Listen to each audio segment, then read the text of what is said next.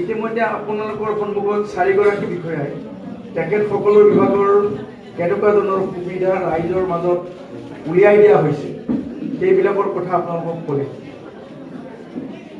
এতিয়া কিছুমান আঁচনি আছে, আপোনালোকক যদি আজি মই ইয়াতে হাত দাঙিব কওঁ যে অৰুণোদয় কোনোবাই পোৱা নাই নেকি, তেতিয়াহ'লে মই ঠিক ধৰিছোঁ যে আপোনালোকৰ তেনেকুৱা চাওক। এতিয়া অৰুণোদয় বুলি কোৱাৰ লগে লগে আপোনালোকৰ মুখত খুব হাঁহি বিৰিঙি আহিছে, হয় নহয়?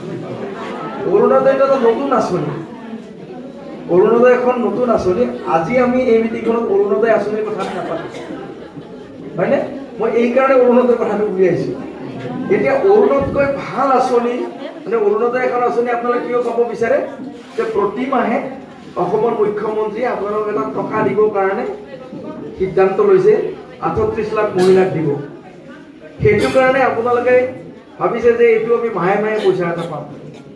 কিন্তু কৃষি বিভাগ, পশুপালন বিভাগ, মৎস্য পালন বিভাগ, আন বিভাগসমূহৰ তাতকৈ ভাল আঁচনিবিলাক আপোনালোকে এই অৰুণোদয়ৰ পিছত বেছিকৈ কথা চিন্তা কৰি এইবিলাক আঁচনিৰ কথা পাহৰি গৈছে, হয়নে?